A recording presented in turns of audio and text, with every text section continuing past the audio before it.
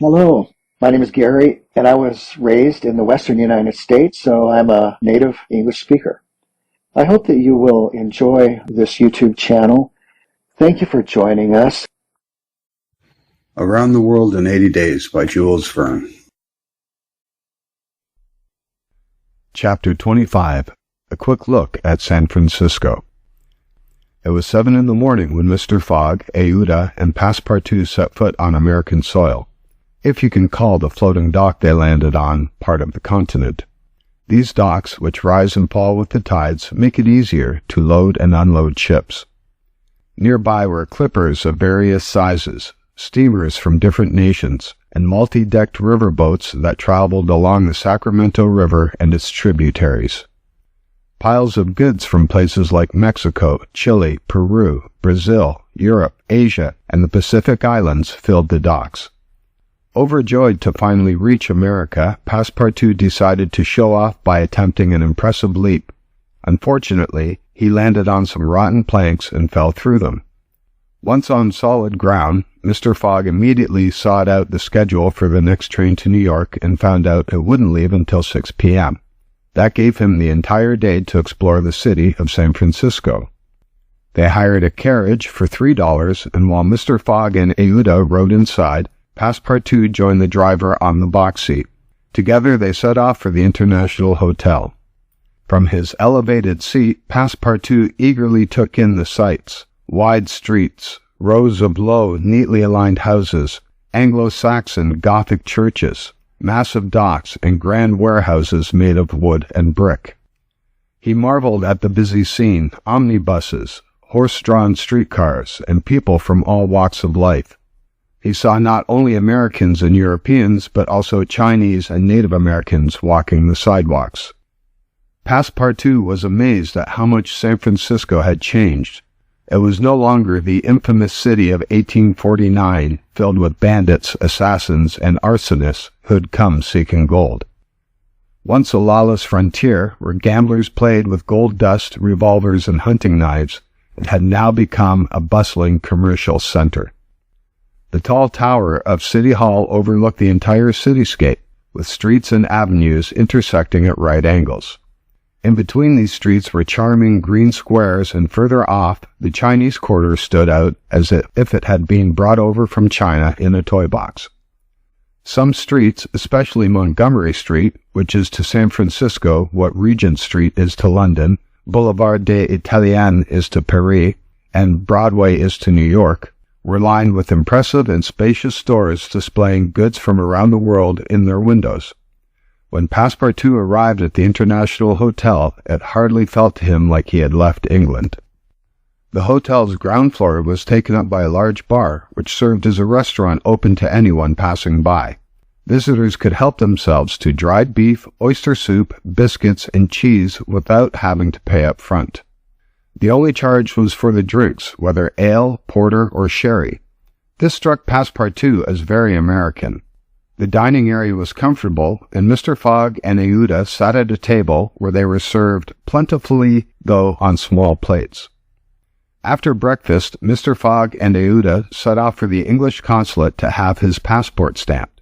As they were leaving, Passepartout caught up with them and asked Mr. Fogg if it might be a good idea to buy a few dozen Enfield rifles and Colt revolvers before they boarded the train. He had heard stories about attacks by the Sioux and Pawnee tribes. Mr. Fogg thought it was unnecessary, but told him to do as he wished and continued to the consulate. After walking just a couple of hundred steps, Mr. Fogg, by pure chance, ran into Fix. The detective was completely surprised.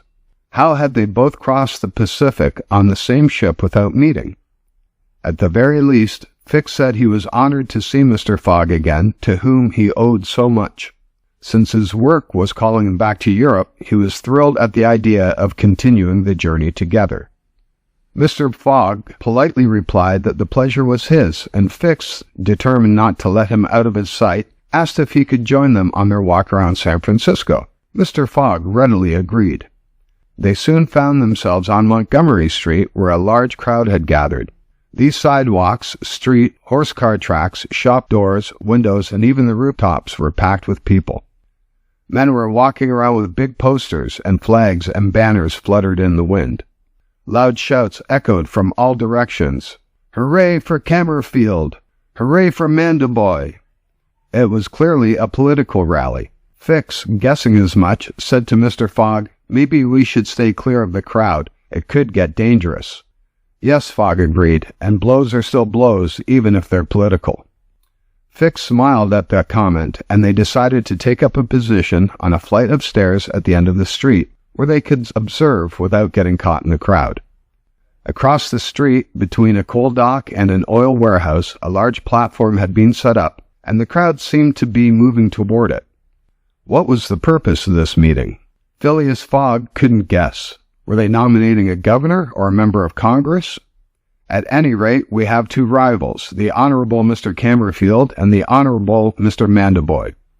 Aouda, leaning on Mr. Fogg's arm, watched the chaotic scene with surprise, while Fix asked a nearby man what was going on. Before the man could respond, the crowd became even more agitated. Cheers and shouts erupted as banner poles were turned into weapons, and fists began to fly in all directions. People standing on the stopped carriages and buses started fighting, while boots and shoes flew through the air. Mr. Fogg thought he even heard the crack of revolvers amid the noise. The mob surged towards the stairs, spilling over the lower steps. It was clear that one side had been pushed back, but no one could tell if it was Mandaboy or Camerfield who was winning. "We should probably get out of here," said Fix, worried that Mr. Fogg might get hurt, at least until they returned to London. "If this has anything to do with England and we're recognized, things could get rough for us." "An English citizen," began Mr. Fogg. He didn't finish because a sudden uproar broke out on the terrace behind them. Frenzied shouts of "Hurrah for Mandaboy! Hip, hip, hurrah!" echoed through the air. A group of voters rushed in to help their allies, attacking Camerfield supporters from the side. Mr. Fogg, Aouda, and Fix were caught between the two sides with no time to escape. The mob, armed with canes and sticks, was unstoppable. Phileas Fogg and Fix tried to shield Aouda, but the force of the crowd was too strong. Fogg, calm as ever, defended himself with his bare hands, but it wasn't enough. A large, red-bearded man with broad shoulders, clearly the leader, aimed a punch at Fogg. He would have landed a serious blow, but Fix stepped in and took it instead. A huge bruise immediately formed under his crushed silk hat. "Yankee!" Fogg shouted, glaring at the man. "Englishman," the man quickly responded. "We'll meet again." "Whenever you like. What's your name?" "Phileas Fogg. And yours?" "Colonel Stamp Proctor." The mob surged past them, knocking Fix to the ground, but he quickly scrambled back up, his clothes torn. Thankfully, he wasn't seriously injured. His overcoat was ripped in two, and his pants looked like they belonged to someone else. Aouda had escaped unscathed, and only Fix bore signs of the struggle, marked by a black and blue bruise. "Thanks," Mr. Fogg said to the detective once they were clear of the crowd. "No need for thanks," replied Fix, "but let's go." "Where to?" "A tailor." The timing of their visit was perfect. Both Mr. Fogg and Fix were wearing torn clothes as if they had personally taken part in the fight between Camerfield and Mandaboy. An hour later, they were dressed properly again and, along with Aouda, returned to the International Hotel. Passepartout was waiting for his master, armed with several revolvers. When he saw Fix, he frowned, but after Aouda quickly explained what had happened, his face relaxed. Fix was clearly no longer an enemy, but an ally, keeping his promise to help them. After dinner, a coach arrived to take them and their luggage to the train station. As Mr. Fogg got in, he asked Fix, "Have you seen Colonel Proctor again?" "No," replied Fix. "I'll return to America to settle things with him," Fogg said calmly. "An Englishman can't let someone treat him like that without responding." Fix smiled but said nothing. It was clear that Mr. Fogg was the kind of Englishman who avoided duels at home, but wasn't afraid to fight abroad if his honor was challenged. At 5:45, the travelers arrived at the station, where the train was ready to leave. Just before boarding, Mr. Fogg asked the porter, "Wasn't there some trouble in San Francisco today?" "It was just a political meeting, sir," the porter replied. But I thought there was a lot of commotion in the streets, only because of the election. Were they electing a military general? Asked Fogg. No, sir, just a local judge. Phileas Fogg boarded the train, which soon sped off. Chapter 26. Phileas Fogg and his group travel on the Pacific Railroad. From ocean to ocean, that's how Americans describe it. These 4 words sum up the great trunk line that spans the entire United States. The Pacific Railroad is actually divided into 2 main sections. The Central Pacific, which runs between San Francisco and Ogden, and the Union Pacific from Ogden to Omaha. 5 major routes connect Omaha to New York. New York and San Francisco are linked by an unbroken stretch of railroad which spans 3,786 miles. The trip from New York to San Francisco used to take at least 6 months under the best conditions. Now it's completed in 7 days. This was the route Phileas Fogg hoped to travel in 7 days to catch the steamer to Liverpool from New York on the 11th. The carriage he was in was like a long bus on 8 wheels, without any compartments. It had 2 rows of seats facing the train's direction, with an aisle in between that led to platforms at both ends. These platforms allowed passengers to move between the different cars. The train was equipped with saloon cars, balcony cars, dining cars, and smoking cars. Only theater cars were missing, but no doubt they'd come in the future. Vendors selling books, snacks, drinks, and cigars roamed the aisles and seemed to have plenty of customers. The train left Oakland Station at 6 o'clock. Night had already fallen, and the sky was gloomy, hinting at snow. The train moved at a moderate speed, around 20 miles an hour, including stops, but that was fast enough to ensure they reached Omaha on time. There wasn't much conversation in the carriage, and many passengers soon drifted off to sleep. Passepartout sat beside the detective, but didn't speak to him. After recent events, their relationship had grown cold. The former friendship was gone. Fix's demeanor hadn't changed, but Passepartout was now cautious, ready to turn hostile at the slightest provocation. An hour after departure, snow began to fall. It was light, though, and not enough to block the train's progress. Through the windows, all that could be seen was a vast white landscape with the smoke from the locomotive blending into the gray sky. At 8 o'clock, a steward announced it was time to go to bed. In no time, the car was transformed into a dormitory. The seat backs were lowered, hidden beds were rolled out using a clever mechanism, and thick curtains provided privacy. The sheets were clean and the pillows were soft. Everyone went to sleep while the train raced across California. The route from San Francisco to Sacramento isn't very mountainous.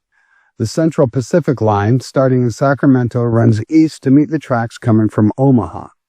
The 120 miles between San Francisco and Sacramento were covered in about 6 hours, and by midnight, the passengers, fast asleep, passed through Sacramento without seeing the city, which is the state capital, known for its wide streets, grand hotels, and public buildings.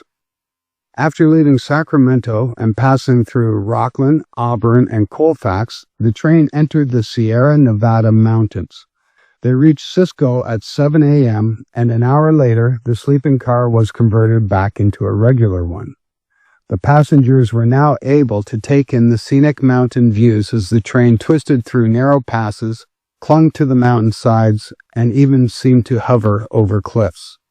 The train's whistle mixed with the roar of waterfalls, and its smoke curled through the towering pine trees. There were hardly any bridges or tunnels along the route. The railway wound around the mountains rather than cutting through them.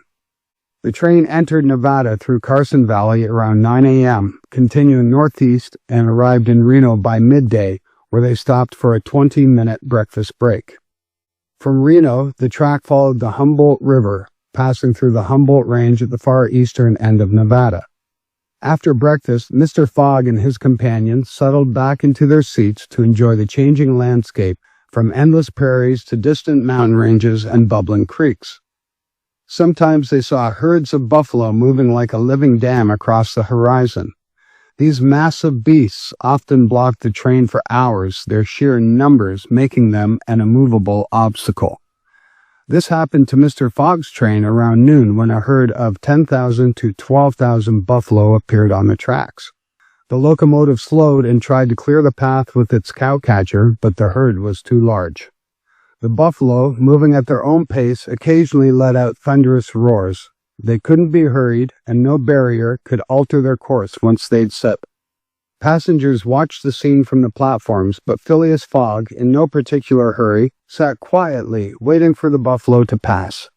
Passepartout, on the other hand, was furious at the delay, and felt like shooting the entire herd with his revolvers. "What a country!" he exclaimed. "Cows stop the trains like they own the place. I wonder if Mr. Fogg included this in his schedule, and the engineer doesn't even dare to run over them." Waiting patiently was the only option, and the train could make up for lost time later. The buffalo took 3 full hours to clear the track, and by nightfall the last of them had disappeared. At 8 p.m. the train entered the passes of the Humboldt Range, and by 9:30 p.m. it reached Utah, home to the Great Salt Lake and the unique Mormon community.